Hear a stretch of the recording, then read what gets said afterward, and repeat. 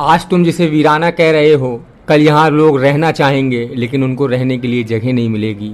आज तुम जिसे घना जंगल कह रहे हो, कल यहाँ बस्तियाँ की बस्तियाँ आबाद होंगी। आज तुम जिसे कीड़े मकोड़ों का घर कह रहे हो, कल यहाँ कलमे की सदा गूंजेगी, अजानें गूंजेंगी, अल्लाह की हम्दो सना होगी। मैंने दुआएं की हैं अपने रब से इस जगह के लिए, मुझे यकीन है कि मेरी दुआएं कबूल होंगी। ये जगह जो आज तुम्हें वीरान दिख रही है, कल आबाद होगी, गुलजार होगी, खुशहाल होगी। ये मफहूम है उन अल्फाजों का जो हज़रत हाजी सुभान अल्लाह शाह रहमतुल्लाह अलैह ने 1930 में अपने मुरीदैन से कहे थे। जब हाजी सुभान अल्लाह शाह रहमतुल्लाह अलैह ने उस वक्त ये वसीयत की कि मेरी वफ़ात के बाद मुझे ठक्का ग्राम से लगी इस जगह में दफन कर देना, तो आपके मुरीदैन ने आपसे कहा कि हज़रत वहाँ तो वीराना है, कीड़े मकोड़ों का घर है। तो उसके जवाब में आपने जो कुछ 1930 में कहा था, 1930 की दहाई में कहा था, वो आज 2024 में हर्फ बा हर्फ सच होकर हमारे सामने है। जबलपुर एहसानमंद है उन बुजुर्गान दीन का जो अपना शहर, अपना राज्य, अपना घर सब कुछ छोड़कर जबलपुर आए और जबलपुर की खुशहाली, जबलपुर की हिदायत, जबलपुर की रोशनी के लिए अपनी पूरी ज़िंदगियां कुर्बान कर दी। जबलपुर का माजी, जबलपुर का हाल और जबलपुर का मुस्तकबिल एहसानमंद है उन बुजुर्गान दीन का जिनकी मेहनतों के तुफ़ैल, जिनकी खिदमतों के तुफ़ैल, जिनकी कुर्बानियों के तुफ़ैल, जिनकी तालीमात के तुफ़ैल आज जबलपुर का मुस्लिम समाज और पूरा जबलपुर गुलजार है, आबाद है, खुशहाल है। 22 और 23 अप्रैल 2024 को उर्स है हाजी सुभान अल्लाह शाह रहमतुल्लाह अलैह का, जिन्हें जबलपुर सुब्बा शाह बाबा के नाम से भी जानता है। जबलपुर के मुसलमान सीरीज़ के तीसरे हिस्से में आज हम बात करेंगे सुब्बा शाह मैदान में आराम कर रहे हाजी सुभान अल्लाह शाह रहमतुल्लाह अलैह के बारे में।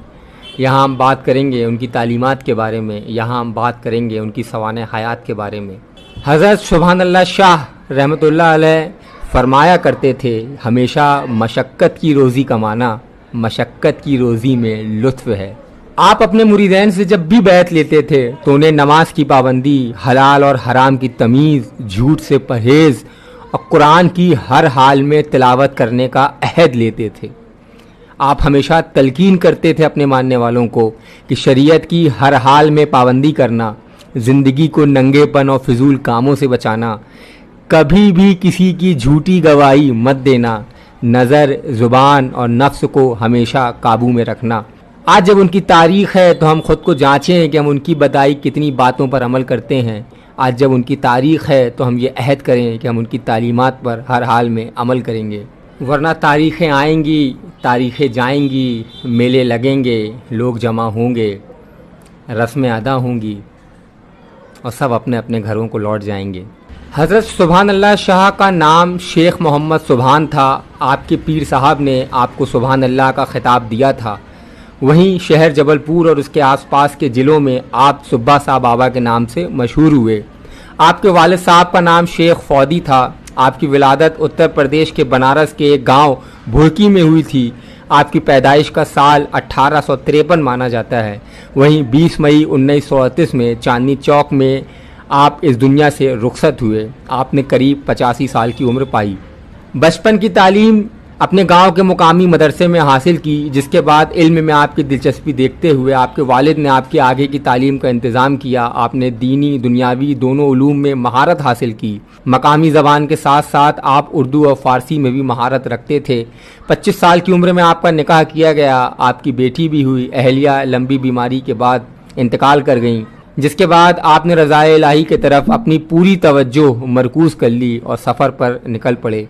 अपने सफ़र के दौरान आप पुलगांव पहुँचे, जहाँ बुज़ुर्ग हज़रत शाह नूर रहमतुल्लाह अलैह मुकीम थे। आपकी उनसे मुलाकात हुई।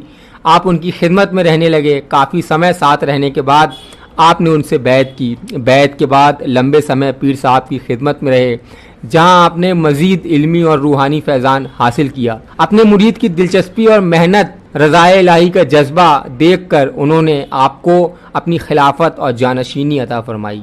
हज़रत शाह नूर मियाँ के पीर साहब हज़रत शाह अब्दुल रहमान उर्फ सैलानी बाबा एक बार पुलगांव आए। यहाँ आपने हज़रत सुभान अल्लाह शाह को देखा। वो आपसे मुतासिर हुए। उन्होंने भी आपको अपनी खिलाफत और जानशीनी अता की। दोनों बुजुर्गों ने आपको सिलसिला कादरी, चिश्ती, सोहरावर्दी, नक्शबंदी का दर्स दिया, जिसके बाद आपको चारों सिलसिलों में बैत का हुक्म दिया गया और खिलाफतनामा लिख कर दिया गया। आप वहाँ से वापस अपने आबाई शहर आ गए, अपने घर से दर्स व तदरीस का सिलसिला शुरू किया।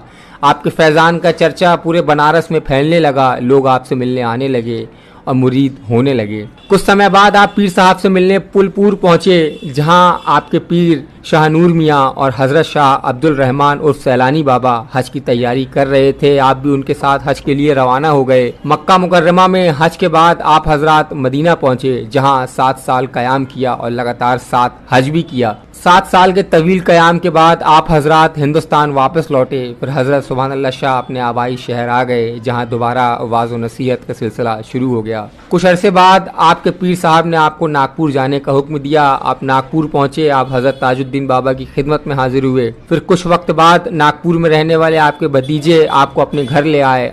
यहाँ आपने लंबे अरसे क़याम किया। आप दिन में मिल में बुनाई का काम करते थे, इशा के बाद लोगों को तालीम देते थे, फिर इबादत में मशगूल हो जाते थे। जिंदगी का सफ़र जारी रहा। फिर वो दिन भी आया जब जबलपुर की आमद के हालात बनने लगे। पीर साहब का हुक्म आया, जबलपुर जाओ। आप नागपुर से जबलपुर के लिए रवाना हो गए। जबलपुर आने पर यहाँ नबी बख्श नाम के शख्स के बारे में आपको पता चला, जिनका अकीदा बिगड़ा हुआ था। उन्होंने आपकी दावत और नसीहत से सीधा रास्ता पाया।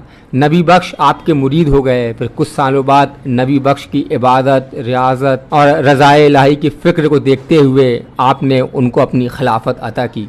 आप जबलपुर के चांदनी चौक के कच्चे मकान में रहने लगे, जो मकान आज भी मौजूद है। आपने हाफिज़ अज़ीमुल्लाह को अपना दूसरा जानशीन बनाया, हज़रत सालिम मियाँ को तीसरा और हज़रत कामिल बाबा को अपना चौथा जानशीन बनाया। हज़रत सुभान अल्लाह शाह ने सोमवार के दिन 20 रबीउल अव्वल 1357 बतारीख 12 मई 1938 को चांदनी चौक में आखिरी सांस ली और दुनिया फ़ानी से रुखसत हो गए। आपकी नमाज जनाजा आपके खलीफा हाफिज़ अज़ीमुल्लाह शाह रहमतुल्लाह अलैह ने अदा कराई। आपने वसीयत की थी कि टक्कर के राम से लगे घने जंगल के बीच एक जगह आपको सुपुर्द खाक किया जाए।